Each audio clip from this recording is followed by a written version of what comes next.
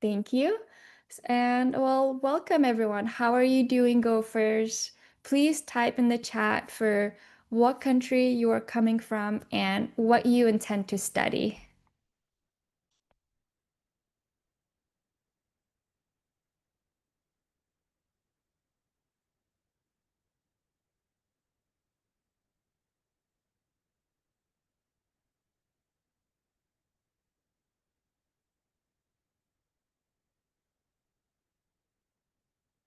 We have a student from Pakistan studying in mechanical engineering,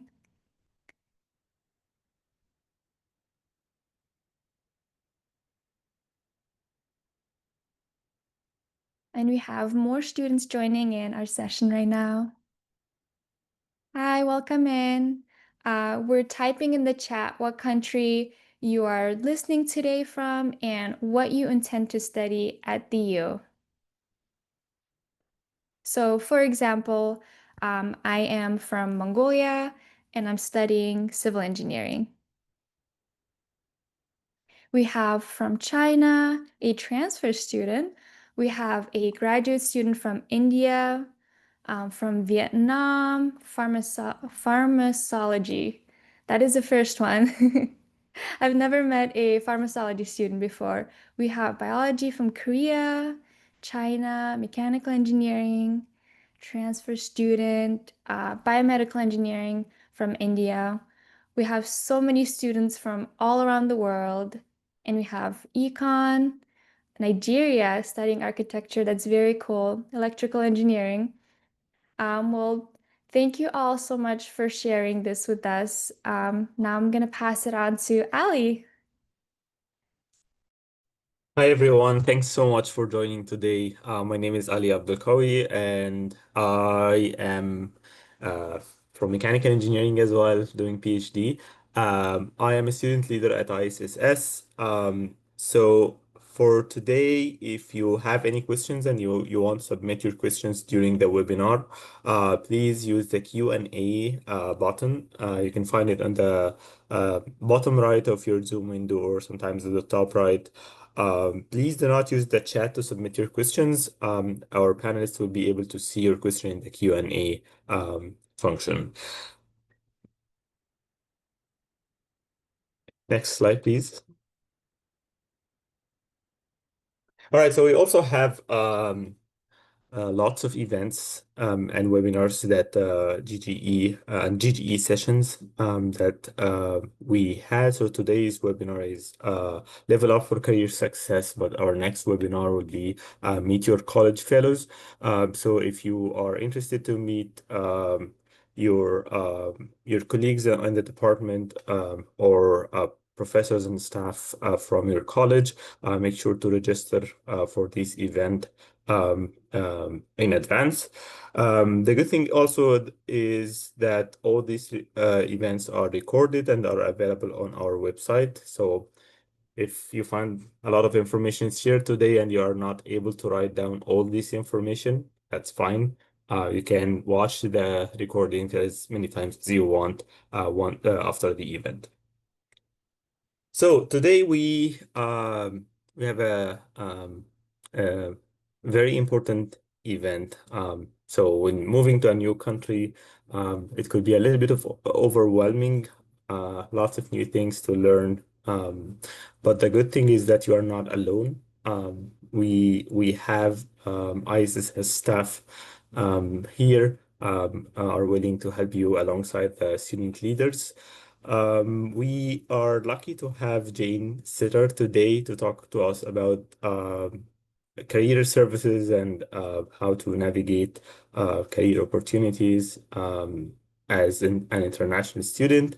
We are also lucky to have Bitsy Madden from ISSS kind of like talk about F1 visa and work authorization. Um, I have also to mention that we have the amazing Amora and Doris, our student leaders, to share their own experience about that as well. So, without further ado, I will pass it over to Jane. Thank you and welcome everyone. As Ali was saying, this session is called Level Up for Career Success. I'm so excited that you all have joined us in if it's morning or evening or afternoon for you. I'm so proud of you for being interested in your career experience and how being a University of Minnesota student will help to prepare you for your future career. So as the slide says, I'm Jane. My role at the University of Minnesota Twin Cities is the International Career Consultant. So I'm a staff member in Career Services. I don't meet with students in appointments, but you will see me at a lot of different career events, workshops, and career fairs. We have a lot of different workshops and things for UMN students to prepare for their career futures. And you can also ask me questions at any time. I will help you to connect with the right person, so you can get that one-on-one career support. My email is at the bottom of the slide. I'm going to pass it to my colleague, Betsy. Good morning, everybody. Good afternoon, good evening. My name is Betsy Madden. I use she, her pronouns, and I work in ISSS.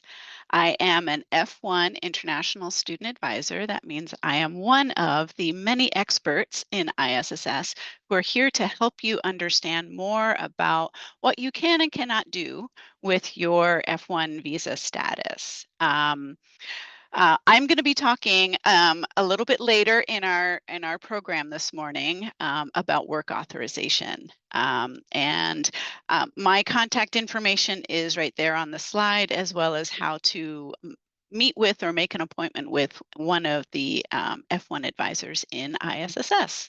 So I look forward to talking to you a little bit more. I'll pass it back to Jane. Thank you, Betsy.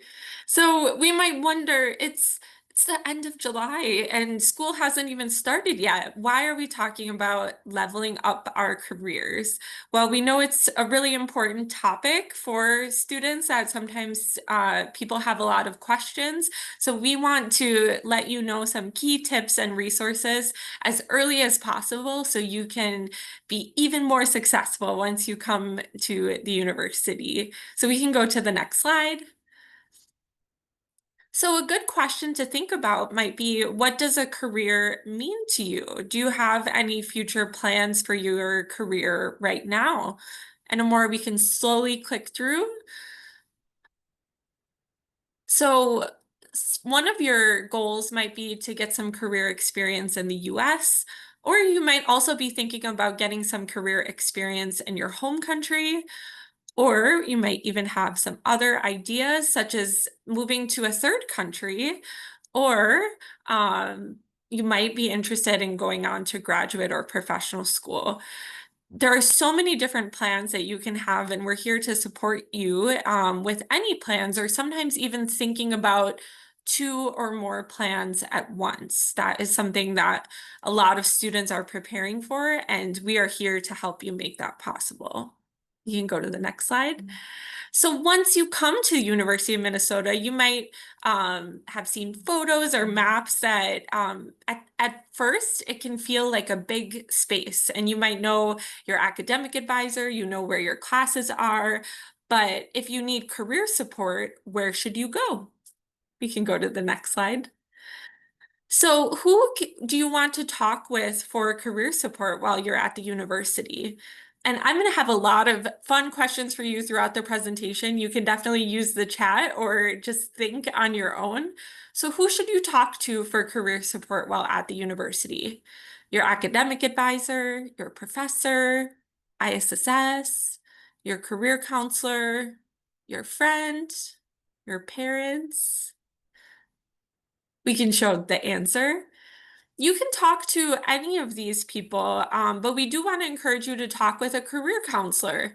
At the university, your career services is in your college, and so you have a career counselor or coach that is specifically talking and hearing from employers and specifically there to help you prepare for careers related to your major.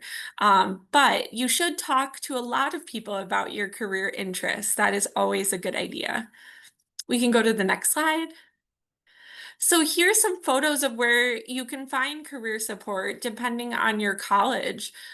So we have different career offices all over campus, and you will access those career counselors and coaches who are affiliated with your college, with your major, in that office. All right, we can go to the next slide. What does Career Services do? So Career Services has a lot of different activities and opportunities for you. They will be able to work with you and share guides with you about what career might be a best option. At this point, you might be thinking, Jane, I haven't even come to the university yet. How do I know what career I want to do? And that is totally normal, and many students are in the same experience. So one of the things you can go to Career Services for is figuring out what might be some potential jobs that you're interested and that you want to do in the future. We also have resources, information, and tools that are needed to secure internships and jobs. You can explore majors and careers. We can help you identify what are your skills and strengths and how to talk about them on resumes and cover letters and in job interviews. And if you are currently an undergraduate student who's interested in graduate school, we can help you to explore those options and to prepare a successful application. We can go to the next slide. So what do you need to work on your career development? What will you build and grow in while you're a University of Minnesota student? Well, you do need knowledge, skills, and abilities related to that specific career field. A lot of that might come from your major, but you also need connections. Are you getting to know other people, other students, employers in Minneapolis, St. Paul, or throughout the US or throughout the world? And you also need experience. How are you building upon your skills and abilities even further? Joining student groups, leadership opportunities, and things like that. We can go to the next slide. So what should you do to impress employers? What should you do? Here's some of our options on the right side of the slide. Should you get a 4.0 GPA? Should you be a leader in a student group? Should you get work experience as a student employee at the university? Should you dress in a fancy suit? Would that impress the employers? Should you have outstanding communication skills? What would impress employers the most? All right, we can show the answer. I think there's multiple answers perhaps on this one. All right. Yes, there's many good things that you can do to impress employers, but usually, a 4.0 GPA is very impressive, but they're also looking for more things about you. And sorry, we can go back. Sometimes when you only focus on getting a 4.0 GPA, you don't have much time for gaining experience or developing your other skills or getting to know people. And dressing in a fancy suit can be impressive, but it's definitely not required. So we really want to encourage you that there are many ways to build skills at the university and build connections, such as what's on the slide. You can definitely be a leader in a student group. We have at least 3 leaders here who are helping to run this session as students, and they're definitely impressive. You can also get work experience at the university as a student employee.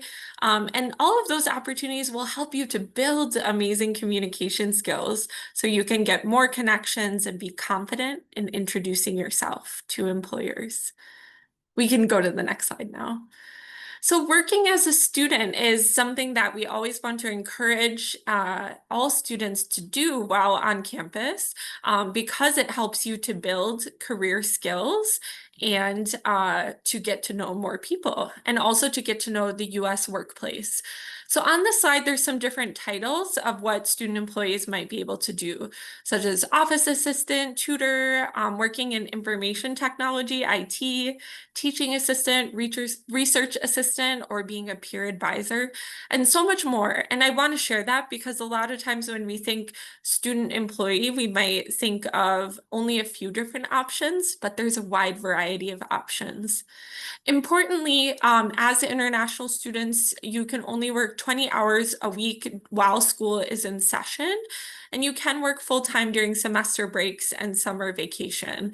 There are more resources about working as an international student on campus on the ISSS website. And if you have more questions about this, we can talk throughout this session, at the end of the session. So please let us know what questions you might have about working on campus. But for now, I want to share, pass it to two of our student leaders to share their experiences working on campus. We'll have Amora go first. Yeah, thank you so much, Jane. That was very helpful information. So I'm currently an undergraduate student going into my senior year at the College of Science and Engineering, studying civil engineering. And currently, I'm serving as a senior supervising GGE leader at ISSS, which is what I'm doing right now. And I would like to note that I'm on an F1 visa, so different visas have different work authorization requirements, and Betsy will be talking more about that in this webinar. So in terms of my work experience on campus, I worked at mFoodco, which was working at the subway, working at the Centennial Market, also worked at the call center as a call center representative at the admissions center. And these jobs they had lower requirement, especially at mFoodco to get the job. And I was able to improve my communication skills as a call center representative. And in terms of off-campus working, I did a civil engineering internship at a company in Minnesota. And how I was able to get that internship was I went to the CSE career fair and I had an interview the next day and I got hired in 3 days. So I really highly recommend you to attend every career fair, and whether that's the department specific or there's even a bigger college specific one. So I urge you to be well prepared, dress up well, and have the companies researched before you go. And I would like to note that to be able to do an internship here as an international student on an F1 visa, you will need a CPT. So I applied for the CPT last minute, and I would recommend for you to not to do that. So once you have an internship offer letter, you should reach out to ISSS and apply for it as soon as possible. And in general, if you're planning to work off campus, please reach out to ISSS so that you're not violating your visa status. So yeah, I'll pass it on to Ali. Thanks, Amora. So I'm a graduate student in mechanical engineering, so I will be talking a little bit about like teaching assistantship or research assistantship. So I currently hold an RA, a research assistantship, and this is kind of like one of the common appointments graduate students have usually in their department, but it can also be in other departments. So if you are looking for an RA, it's I guess the best way to go through is to contact professors and like lab directors, ask them about any openings, share your research skills, and show interest in the work they are doing. And if they are looking for an RA, they you can get hired this way. It's, however, very common that you get your RA with your advisor, with your degree advisor. So if you're a PhD student, your advisor will hire you as an RA, and then you will get paid through that. But it doesn't have to be always this way. Sometimes you can work for some time as an RA in a different lab or a different research group, and then still get paid from that. Regarding teaching assistantship, it kind of like not always by like professors or instructors like not like handled by the professors, but sometimes it's through the department. So for example, in mechanical engineering, the department kind of like has an application that interested students or um, graduate students will fill in before a deadline, and they will highlight the courses that they are interested in teaching, and then it goes through the department, and then they choose the TAs. In some rare cases, you can contact the instructor directly and talk about your experience, either teaching these skills or your interest, so teaching this course, or your interest in being a TA with him or her, and then they can find a way to get you be a TA. So yeah, TA and RA is kind of like very common among graduate students. I would pass it back to Jane. Thank you, Ali and Amora, for sharing your experiences. That is so helpful for us to learn more about different possibilities. And if people have more questions about working on campus, please put them in the Q&A and we can discuss those. So I'm thinking that many people in this call might know about a resume. And resumes and cover letters and CVs are used in different ways around the world. If you are interested in student employment, working on campus, or other career opportunities in the US, you will probably be spending some time working on your resume. So I want to point this out as an example because your education section is really important, but you can notice how small it is compared to the experience section. So the education section helps employers to know your academic background, but the related experiences helps employers to know, do you have the career skills and competencies that match the internship or student employment opportunity? Or does it seem like you have that willingness to learn and grow, which is really important in different career roles and internships and experiences like that? So this is a further encouragement that while you're at UMN, we're hoping that you will be able to build on your experience section through the opportunities like Amora and Ali were sharing, finding ways to be a student leader, do internships, work on campus. I can imagine their resumes have a lot to share through these different experiences that they have done. Okay, we can go to the next slide. So ways to find on-campus employment. I think some of our Global Gopher Experience leaders are going to also put these links in the chat. But you look for student jobs online through the UMN Human Resources page. And they're updated throughout the year. And I think some of the peak times are before the semester like just before the semester starts or around the time that the semester starts. And then in spring is a good time also to search. We can go to the next slide. So another question for you all, what do many top sources believe is the #1 way to get a job in the US?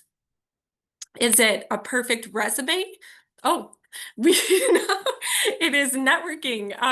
Yes. So is it a perfect resume, an impressive interview? Is it knowledge of computer programming, or a 4.0 GPA again, or networking? And it is networking. I know this word can be kind of complicated or cause some feelings of uncertainty. So let's talk more about it. So networking is on the outside of it, I think it sounds like a scary term where you have to talk to a lot of people you don't know and present yourself in a certain way. But I hope you might think about it as a way of building your professional community. So building a community around you that shares similar interests in careers that you are interested in or academic areas that you are interested in, such as like studying civil engineering.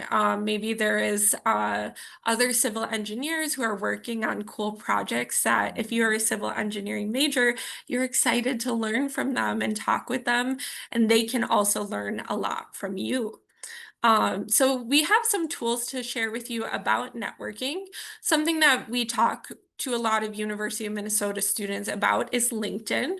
That's a mostly global site that a lot of people are already participating in, and it's a great way to find connections to expand your network and to also talk about your experience that you are building as a University of Minnesota student. But another option that is more specific to University of Minnesota, we have kind of our own version of LinkedIn for our alumni community, and that is called the Maroon and Gold Network. That can feel a bit easier to use sometimes because everyone who is signing up for that platform is signing up with the intention and purpose to connect with other people in the University of Minnesota community about career topics and to help each other in that way. So those are two tools that we will probably be talking with you about during your University of Minnesota experience as we help you to build your network. We can go to the next slide. And I'm going to pass it to Betsy. All right, thank you, Jane. So hello again. And before I get started, I have two questions. I want you to type into the chat if you will have a J1 student visa to attend the university. You can just type J1 if you are going to attend the U with a J1 student visa. Will you have an F1 student visa to attend the University of Minnesota? If you will have an F1 student visa, please type that into the chat. Yeah, we're seeing lots of F1s. Okay, one J1. Hello, Carolina, I see you. Mostly F1s. That is normal. That's exactly what I expected. So Carolina, I am going to share into the chat a link about J1 student visa information because my talk today, I'm going to be focusing on F1. As we could see from all of the responses, most of the students who attend the University of Minnesota are attending on an F1. So the link that I just shared is for anybody who's going to attend on a J1. So clarification, I'm going to talk about on-campus and off-campus employment, and I want to clarify what exactly is campus. What do I mean by that? I mean, campus is the University of Minnesota Twin Cities, Minneapolis and St. Paul locations. It does not include University of Minnesota campuses in other cities, such as Duluth or Rochester. We do have campuses in other cities, but my conversation today is about on-campus work and off-campus regarding the University of Minnesota Twin Cities. So for on-campus employment, after arriving in the United States and you've completed all of your Global Gopher check-in requirements, F1 students do not need special authorization to work on the University of Minnesota Twin Cities campus. Your full-time course enrollment and status as a University of Minnesota Twin Cities student give you permission to work on campus. As Jane has already explained, and I'm going to underline, you may work up to 20 hours per week during the fall and spring semesters, and over 20 hours per week during the winter break, spring break, and the summer vacation. So for off-campus employment, this is important. I'm going to repeat it several times throughout my 5 or 10 minute talk this morning. In order to legally work off campus, off the University of Minnesota campus, F1 students must have work authorization before they are allowed to begin working. I'm pausing because this is important. I will repeat it.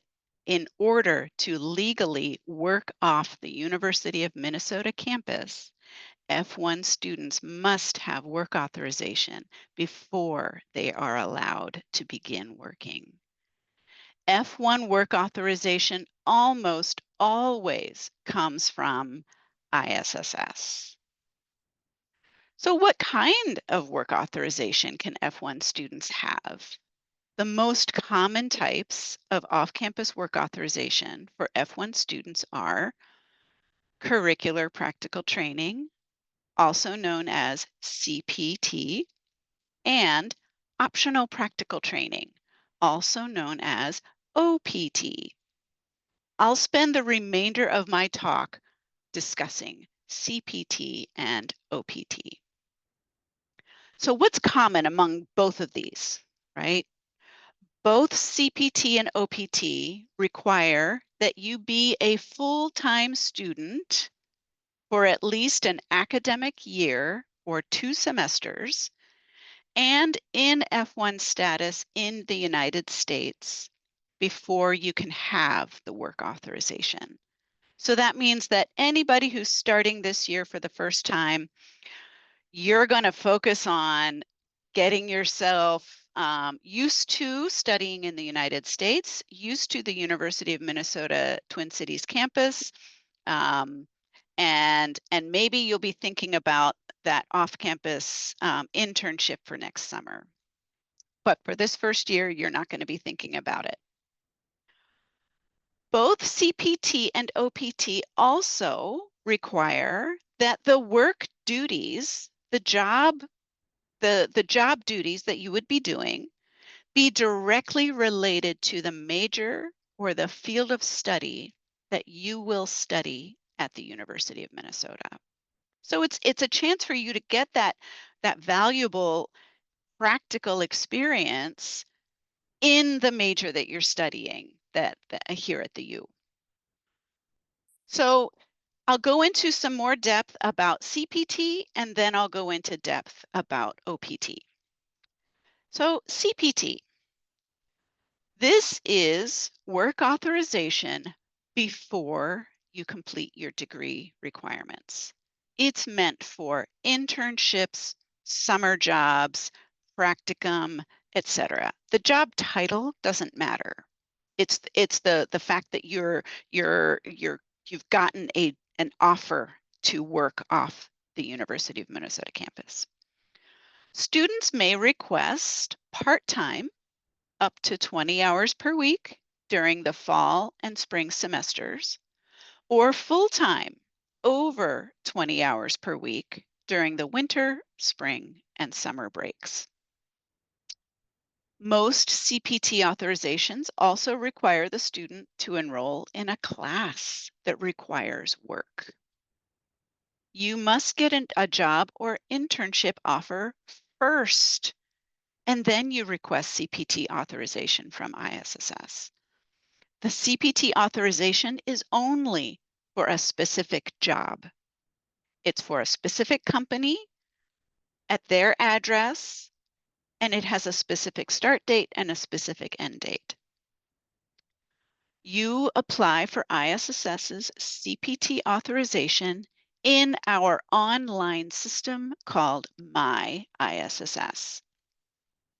We in ISSS, we issue a new I-20 to you that has all of those employment details on it.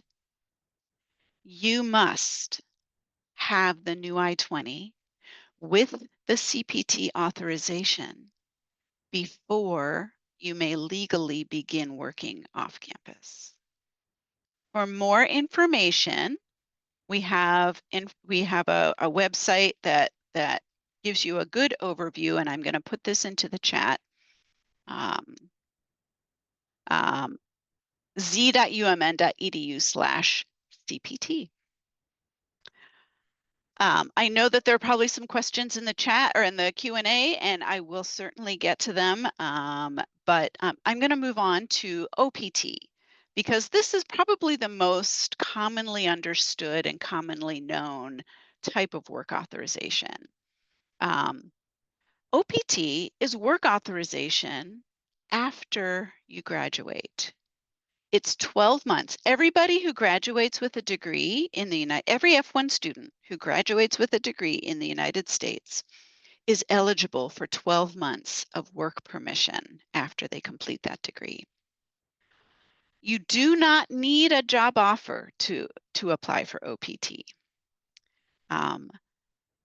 You do apply for OPT authorization in several steps, though, starting with requesting ISSS to recommend you for OPT, and that recommendation is on a new I-20. You will send all of your OPT application materials, including that new I-20, to a U.S. government agency called USCIS. That government agency makes and sends a special OPT card to you. It looks like a credit card. It has your picture on it, and it has the dates that you're allowed to work. And that card allows you to work for 12 months. For OPT, the work must be at least 20 hours per week. And because it's for you to get practical experience in the major that you just completed at the university, the work can be paid, but it could also be not paid, unpaid. And so if you get an unpaid internship, that counts. That is okay during OPT. And again, we have a helpful page for learning more or refreshing your memory about OPT, and I'm going to put that link into the chat.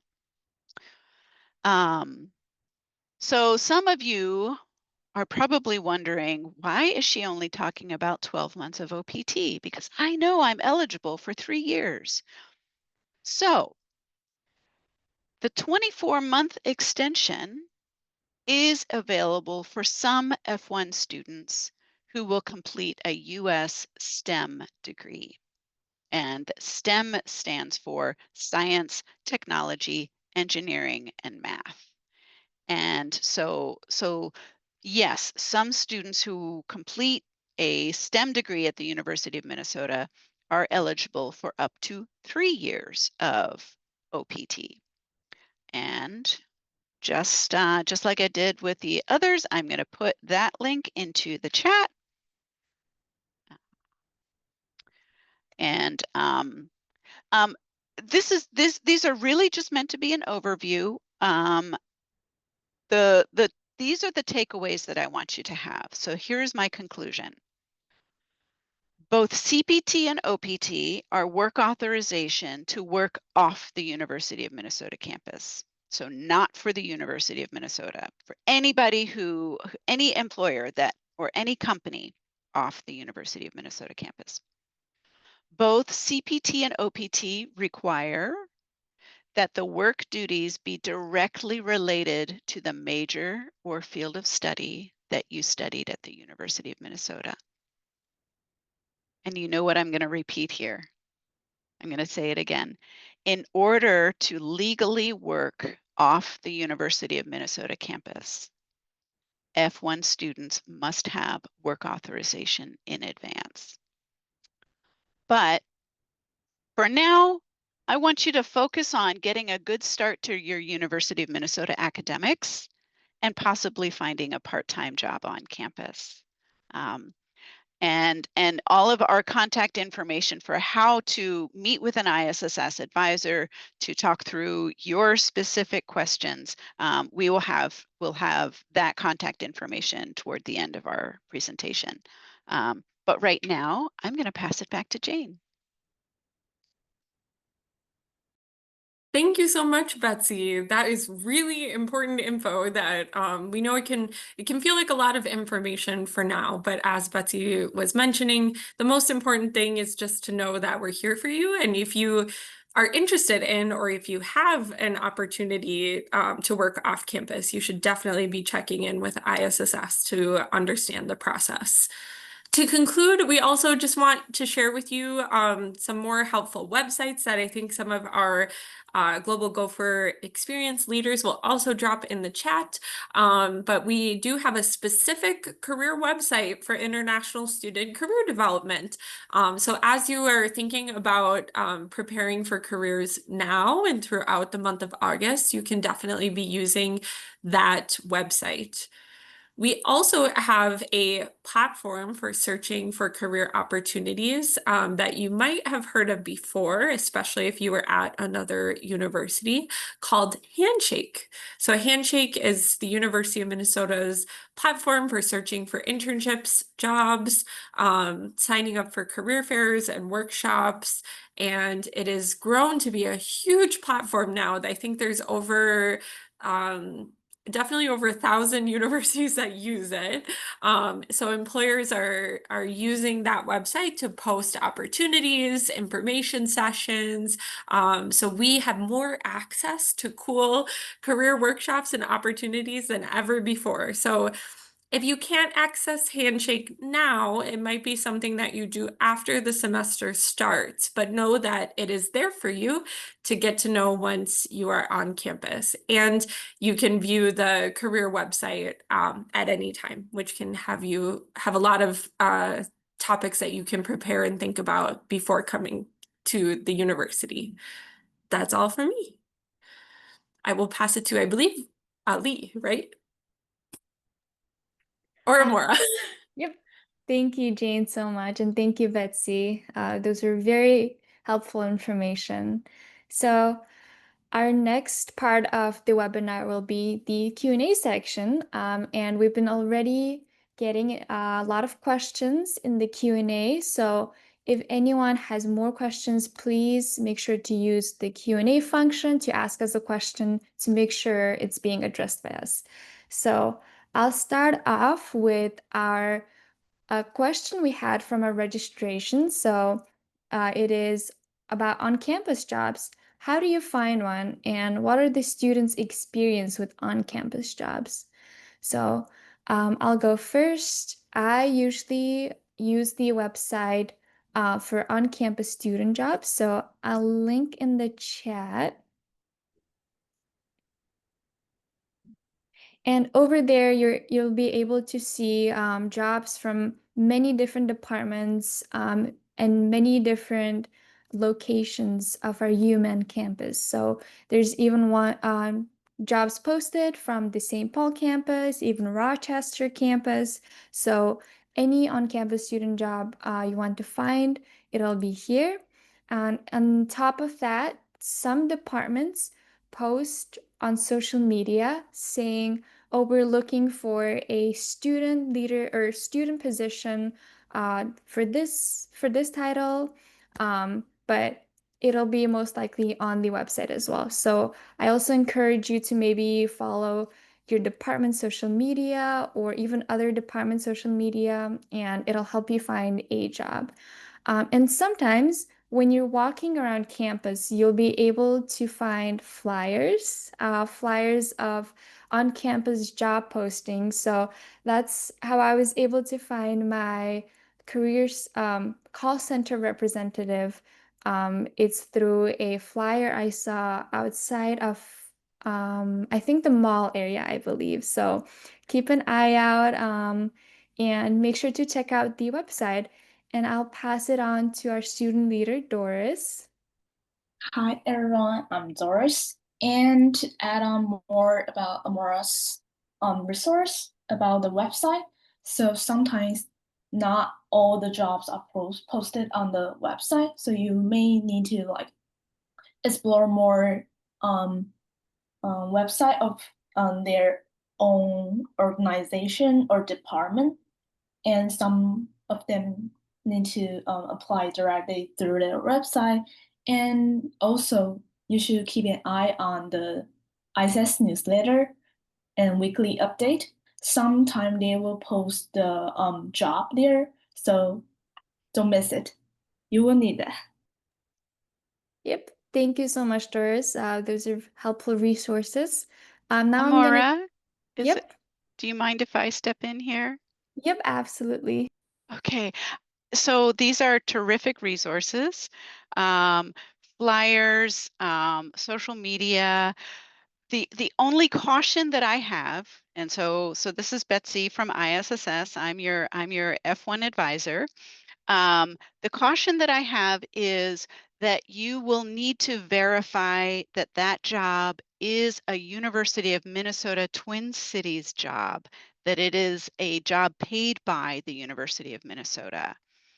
Because sometimes you'll see a flyer on campus, but maybe it's for an off-campus employer, and you might not know that, but they're just looking for any University of Minnesota student, and they don't always say that they're an off-campus employer. So if you find a job that's not through something that's not from the University of Minnesota website, just verify that they are a University of Minnesota office or department.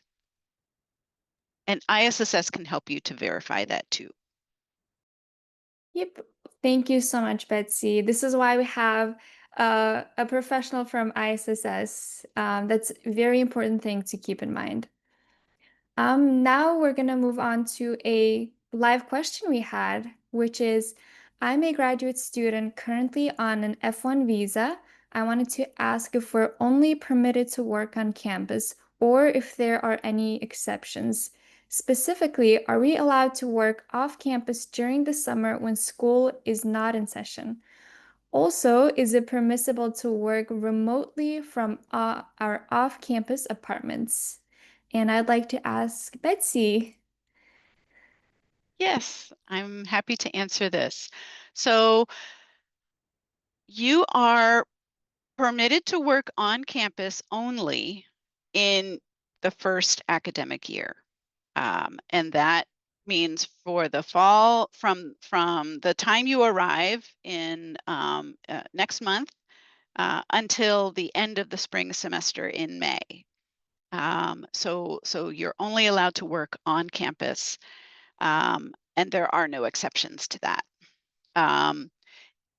So you are allowed to work off campus during the summer when school is not in session, but you will need to have ISSS permission before you can work off campus.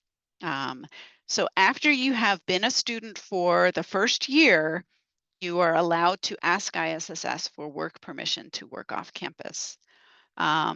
Is it permissible to work remotely from our off-campus apartments?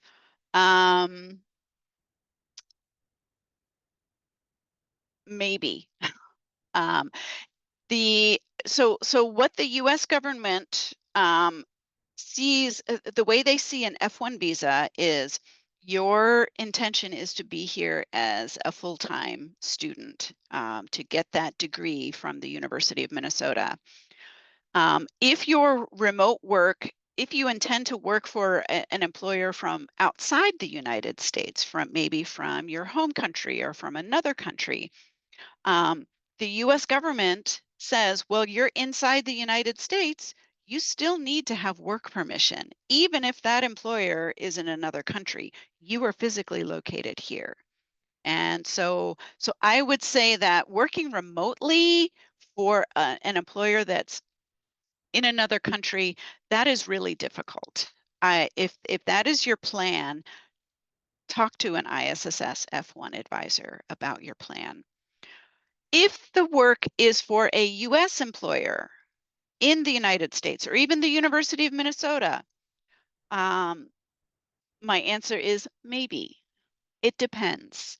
And again, this is a pretty broad question, and so I do recommend, if you have this question, set up a time to talk with an ISSS advisor about your specific concern regarding off-campus remote work. Thank you so much, Betsy. Now we're gonna go back to a question students have asked when they were registering, and it is about graduate assistantship. So I'm gonna ask our student leader, Ali, to talk more about graduate assistantship. Oh, thanks, Amora. So kind of like the graduate assistantship, as I said, like how to find like a position.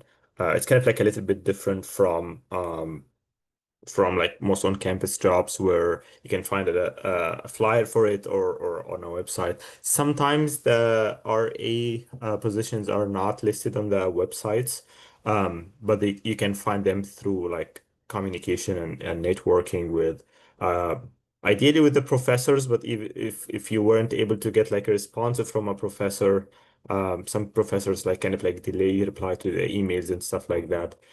You can reach out to a postdoc in the lab or even like students and know if they have any opportunities or openings. Um, Talking about like the expectations of the work, I've seen also this question. So it's a kind of like a 20 hour appointment for at the maximum for being an RA. Does the advisor expect you work 20 hours? If your advisor like is hiring you as an RA,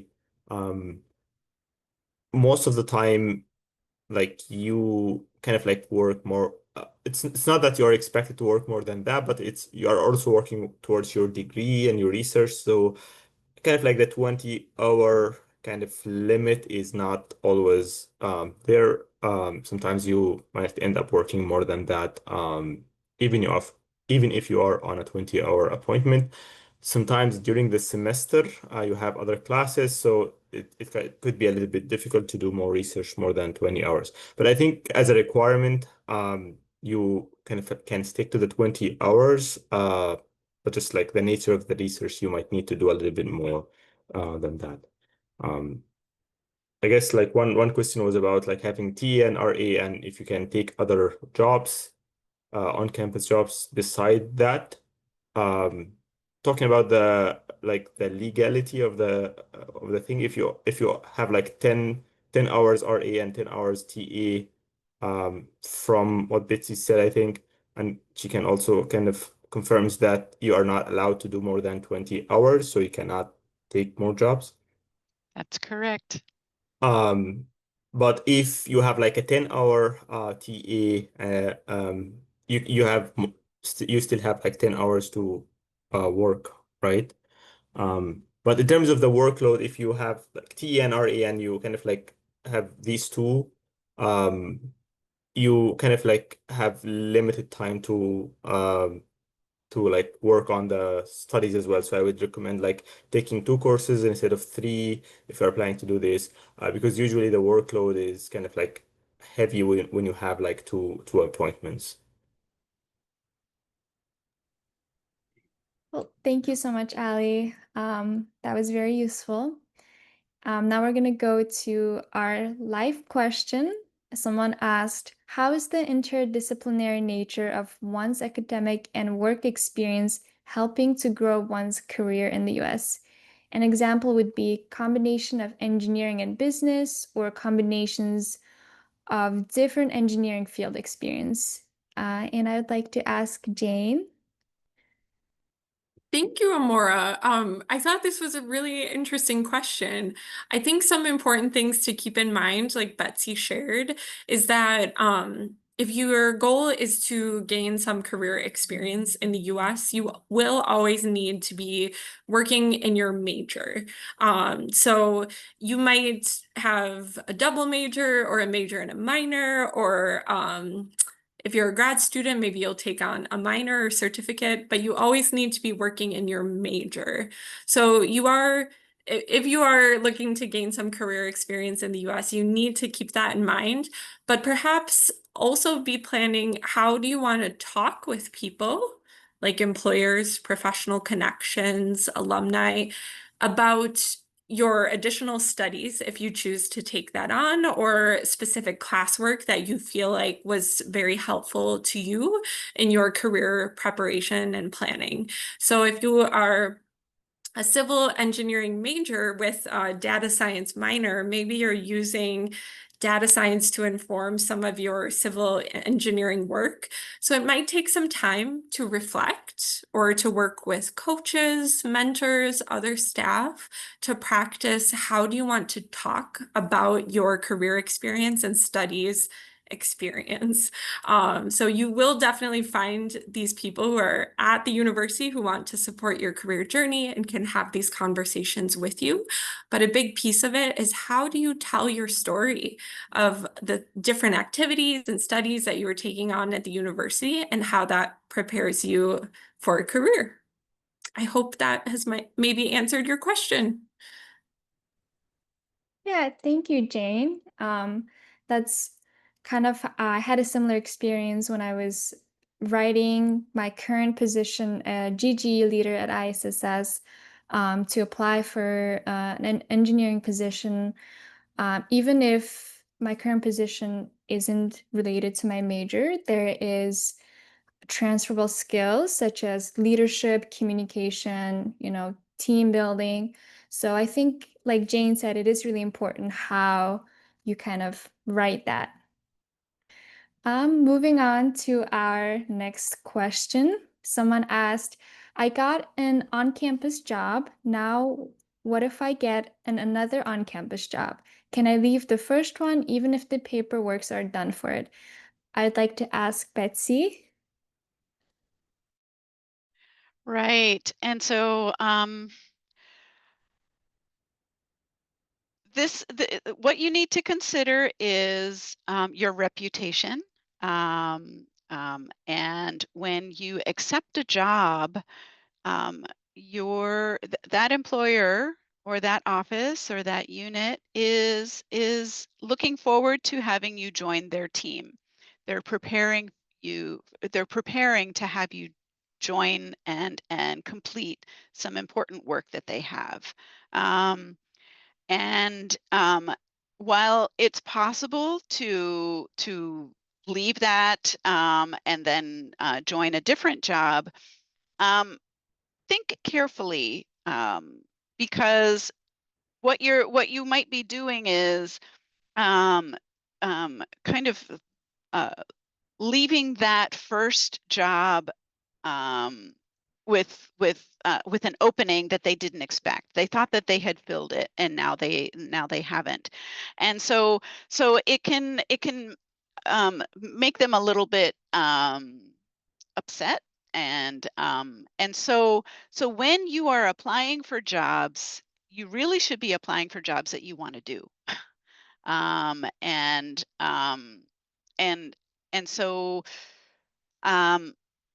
So I just caution you to not accept a job unless you really want to do it. Maybe others have a different way of explaining what I'm trying to say. Jane or Amora?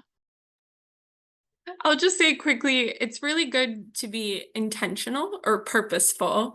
And I hear from students a lot of times these days about applying to 600, 1,000 jobs or using AI to send a lot of job applications. But then they come back and find me and tell me that it's not working.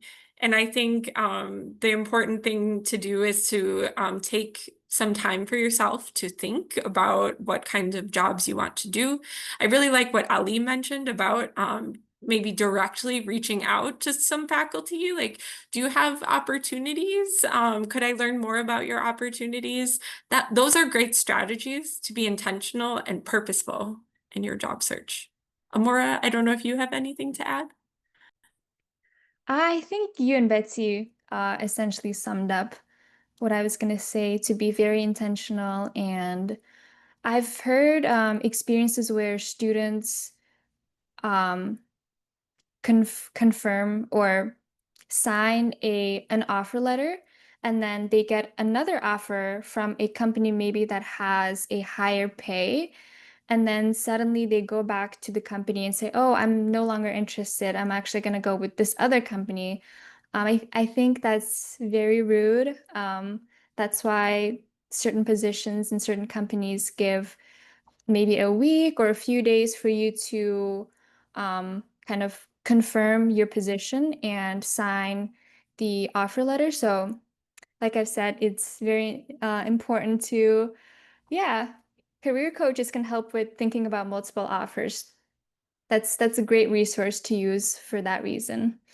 Well, thank you both. I'm gonna ask the next question, which is, what are some of the ways to break into a particular industry or function without any prior experience? So, Jane, I'll be asking you. Yeah, what are the ways that someone can apply for opportunities without any prior experience? I would encourage students to maybe start thinking of talking with a career coach in the first few months of the semester. I know that might seem like a lot, but the coach or counselor can help you to think about some of your strengths and skills. We have different fun ways to do this, such as taking some short assessments or answering some questions or an inventory, and that will really help you to know yourself more. And also talking with friends and other leaders to learn more about some of the different opportunities out there. Like in this session, we learned about some different student employment opportunities that I'm sure have helped Ali and Amora think more about the things that they are really good at and how they might want to apply that in the next opportunity that they get. And from there, we also encourage students to think about the classes you're taking, the student groups that you're a part of. What are small ways to build experience or small ways that you are already building experience? And how can you talk about that with employers or with alumni or other professional connections? For example, many of you might be in lab classes or classes where you have to do group work. And group work always provides a lot of stories of how you are navigating problem solving, teamwork, communication, and these are all skills that employers want to hear about. I hope that might be helpful. Yeah, thank you, Jane. That was very helpful. So we had another live question, which was, my program requires me to travel for a summer field experience in another country outside the US. Would I need to obtain a CPT for this? I'm gonna ask Betsy. Sure. So a program requirement where you do the work outside the US, if all of the work is being done outside the US, then you do not need CPT for that.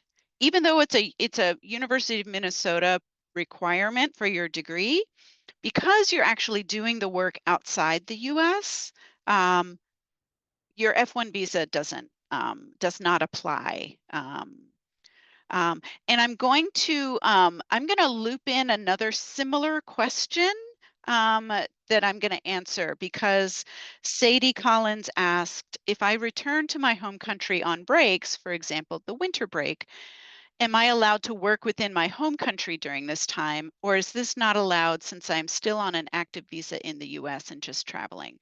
So this is similar to having a program requirement where you have to do your field experience abroad. If you are working outside of the US, you are physically outside the US, you do not need to have any US work authorization to do that. It's only while you're inside the US, that's when you need to have that work authorization. So Sadie, if your work involves remote work while you're here in the US, I would say you would need to have some kind of work permission. But if you're exclusively just going to be working while you're on breaks and you're outside of the US, that does not require any work authorization. Thank you, Betsy. That was very helpful. We do get a lot of questions about working in another country. So hopefully that answers it. I have a question for Jane. And the question is, for new and incoming students who don't have access to their accounts yet, how do they have access to UMN Career Services? That's a great question. I think, as we talked about during the end of the presentation, for now, I would recommend exploring the UMN career website. And I think we put that in the chat, but I will try to put it in again. That site has a lot of great resources and even has a specific section just for international student specific career development. So I would start there. After the semester starts and you're on campus, you can start looking into Handshake. A lot of our colleges have some different rules for getting into Handshake. And one major rule sometimes is to have a resume prepared to start using Handshake. So that might be a step that you find, but it's a really helpful step because you can submit whatever you have now and you will get some feedback on how to make your resume great and ready to go. And then they will get you into the platform. Thank you, Jane. I have a question for Ali. When would you apply for internships? Do you apply for multiple ones at the same time? And if so, how many? Yeah, thanks. That's a good question. I haven't been to an internship, but I have had experience applying, and I would say like when to apply could be like when in your degree to apply, and when or could be like if you wanna in the summer when to apply, like how many months before the summer. So in your degree, so we have learned from Betsy that you are not allowed to get a CBT in the first year. So definitely after your first year, start thinking about internships or off-campus employment. So I would say it's also kind of like good to take the first year to kind of like get used to the the life in the US, and also your program and your research if you are doing research. And I find it useful, or like I like to apply for internships in the third year, not the second. So if you kind of like have advanced through your degree, you have taken the qualifying exams if you have ones, the prelim if you have ones. So you kind of like are standing in a good position to say that, oh, I'm gonna look for an internship for the summer or something. And if you are looking for a summer internship, it's usually nice to start in the fall. And I think maybe Jane can also like give her thought about that.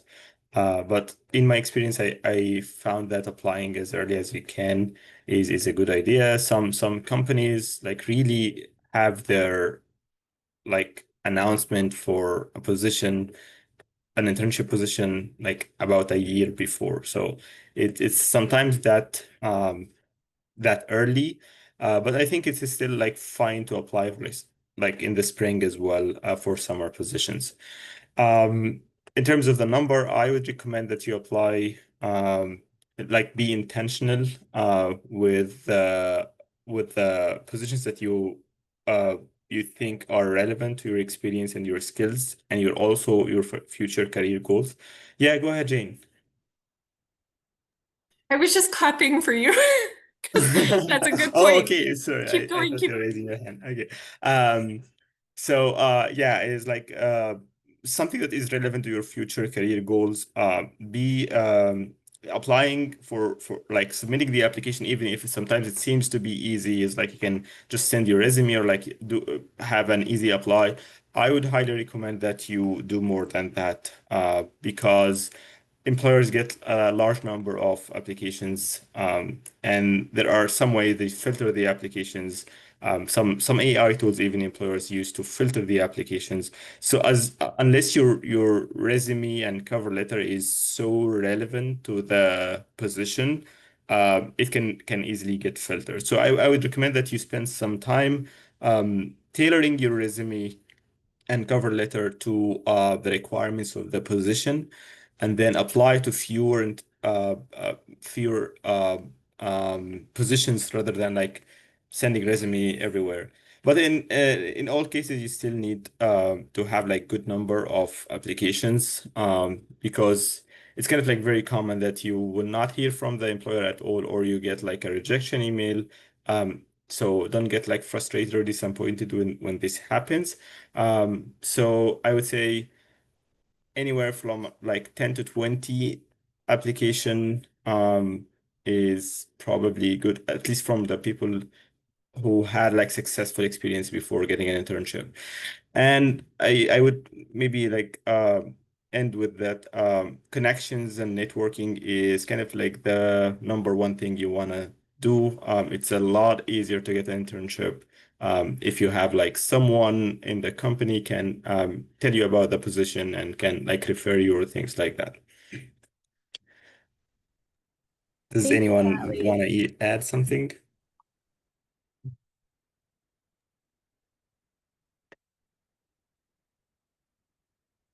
I think you went through all of the important points. Thank you.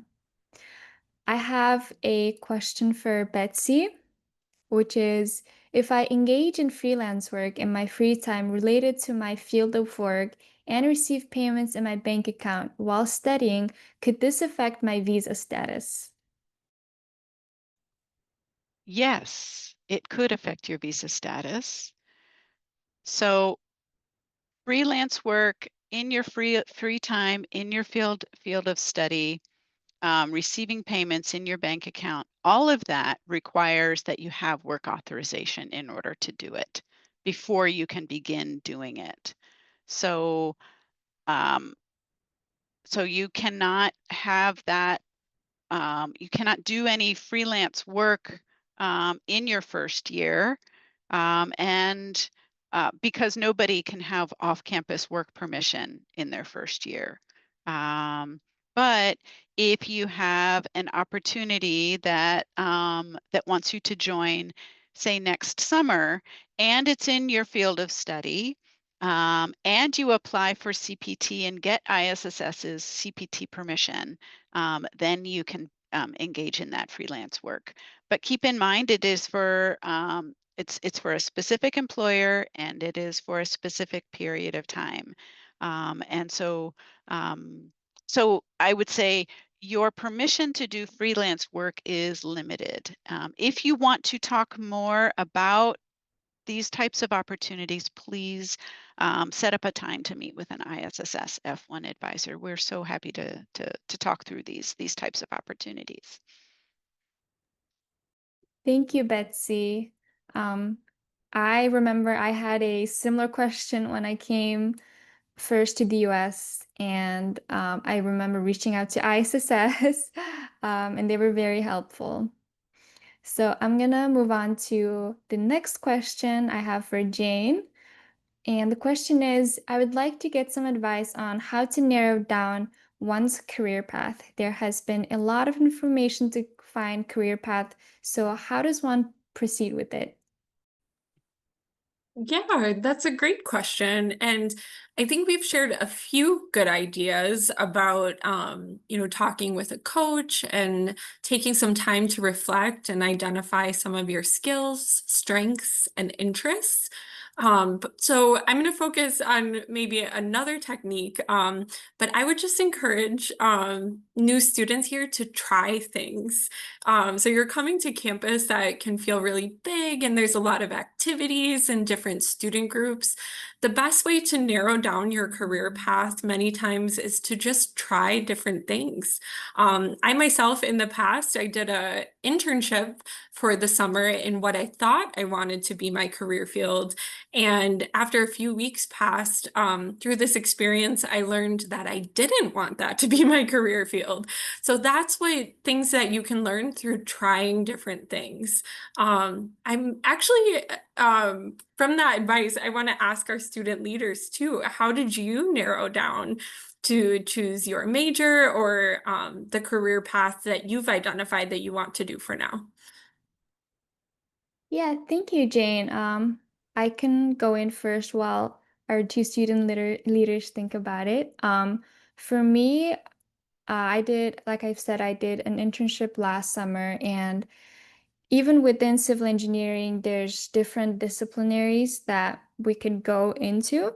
And last summer, I did a civil site one. So that's essentially civil site at a substation. So if you don't know what a substation is, it's where people get their power from, like electricity from. And I was essentially kind of helping with the design and the calculations of like the base of where the substation will be built. And I did not enjoy that. I think, like you said, Jane, doing an internship or any kind of work experience really helps you kind of understand what you do want to do and what you don't want to do. So for the next summer, maybe, or for if I have another opportunity, I would maybe go into structural, and that's because I had a class. Class is also a good way to kind of understand what area or field you want to get into. Because previously I thought maybe I'd want to do transportation within civil, but I think the class I took wasn't very, it felt like it didn't suit me. So, yeah, that's the advice I have. I'll pass it on to Doris. And I'm just going to say really quick, even when the experiences, when you learn that you don't want to do that, that's still valuable. That's still something to put on your resume. That's still something that Amora or I could talk about with employers. You're still developing skills, but it just gave you some information like, okay, this is not the right path. I'm going to go on to the next one. And Doris, go ahead. Yeah, thank you, Jen. So I am a undecided major now. So for my first semester, I actually is interested in psychology at first, and I chose a psychology class, and I found out that it is not really related to what I want. So as Amora say that taking class is very important for you to get in touch with those areas. And also, I would recommend you to look through your APAS, which you can discover, explore more classes that may related to different majors. And through the exploration, probably you will get in touch with more information and know more about each major and their future careers. Thank you, Doris. I'll pass it on to Ali.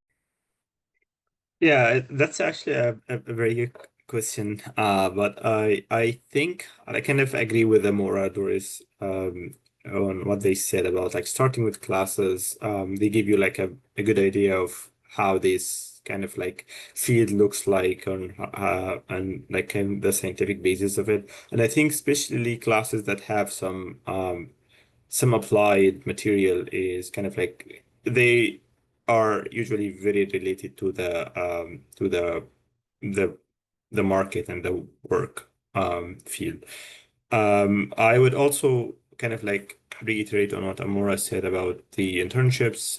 They are super helpful to get you a sense of not only how like what people do in this job, but it's kind of like the environment of the job or like uh, what the day-to-day life look like, what their daily tasks look like. So they give you a comprehensive idea of this kind of career, how it looks like. Um, the maybe in the graduate school, it's kind of like a little bit different because classes are more kind of like research related. Um, but I see like networking and like talking to alumni, also like going to conferences where you kind of like meet people from not necessarily academic conferences only, but also conferences that have companies present their work as well. That also gives you an idea of the type of job people do after graduation. There are like info sessions that companies come to the campus and talk about their their environment, their work, their products, and stuff like that. So you get a sense of like how different career paths look like when you go to these sessions as well. I would pass it back to Amora.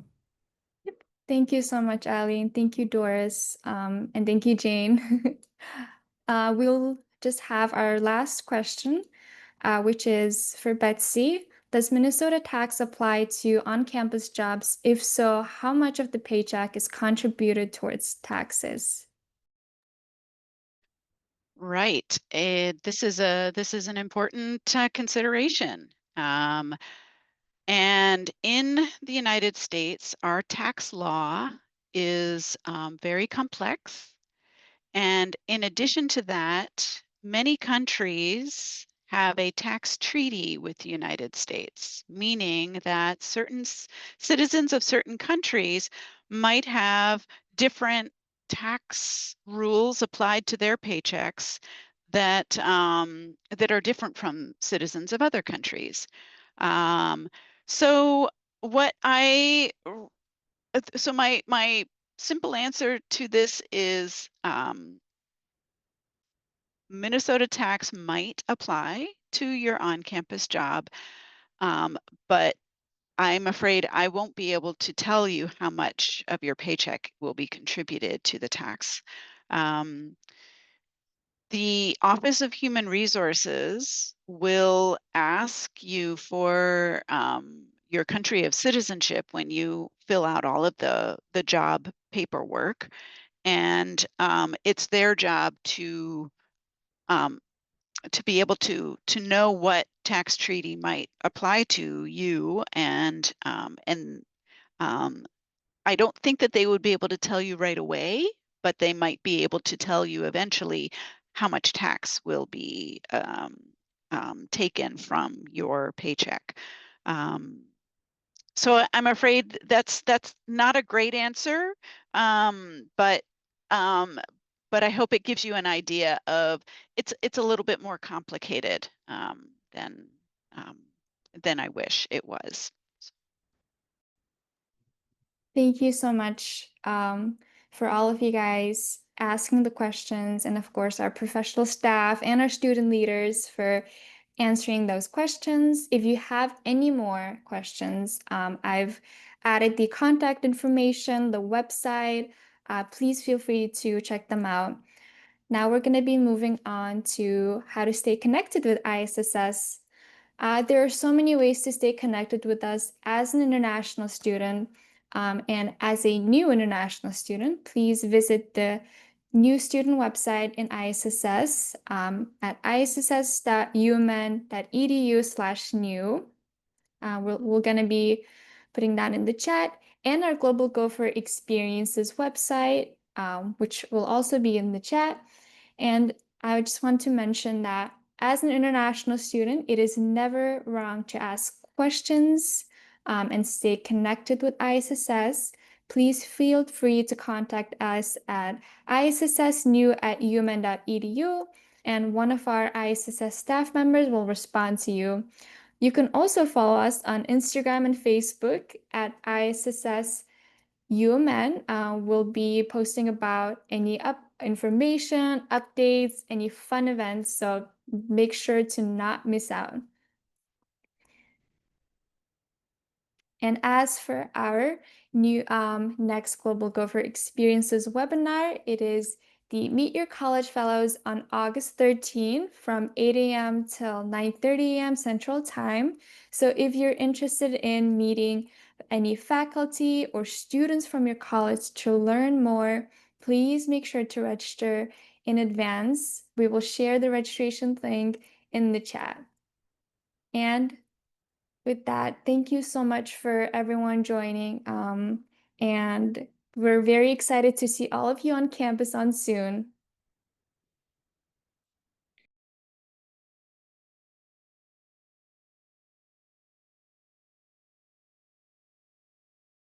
Welcome back to This U.S. Open Office Plan. Miller just lobbed a message way over Jones's head using some technical jargon. Let's see if they can use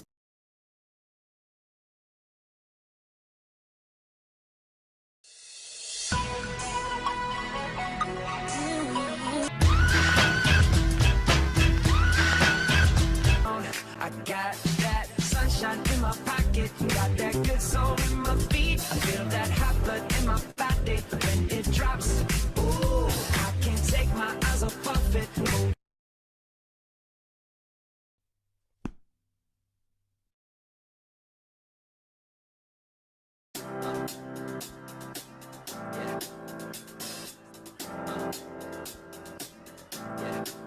I got this feeling inside my bones.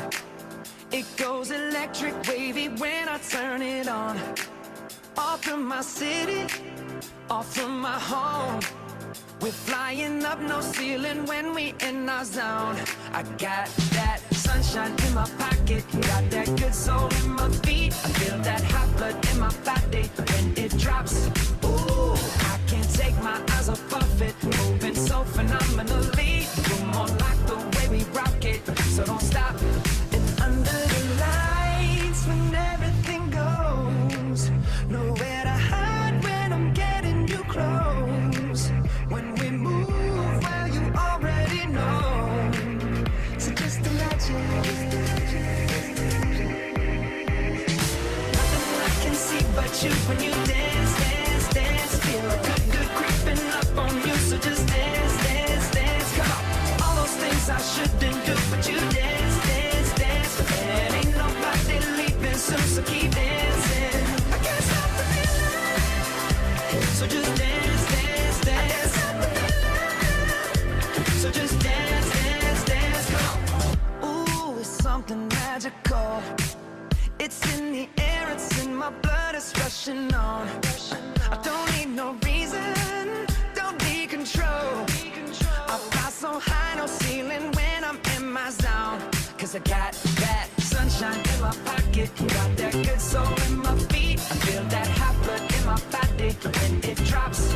Ooh, I can't take my eyes off it, moving so phenomenally. You're more like the way we rock it, so don't stop, stop, stop. Under the lights when everything goes, nowhere to hide when I'm getting you close. When we move, well, you already know. So just imagine. Nothing I can see but you when you dance, dance, dance. Feel a good, good creeping up on you. So just dance, dance, dance. Come on. All those things I shouldn't do, but you dance, dance, dance. And ain't nobody leaving soon, so keep dancing. I can't stop the feeling. So just dance, dance, dance. So just dance, dance, dance. So just dance, dance, dance. I can't stop the feeling, yeah. So keep dancing. Oh, yeah, yeah. I can't stop the. I can't stop the. I can't stop the. I can't stop the. I can't stop the. Nothing I can see but you when you dance, dance, dance. Feel good, good creeping up on you. So just dance, dance, dance. All those things I shouldn't do, but you dance, dance, dance. Ain't nobody leaving soon, so keep dancing. Everybody say. I can't stop the feeling. Oh, no, I can't stop the feeling. I can't stop the feeling in my body. Break it down. Got this feeling in my body. Can't stop the feeling.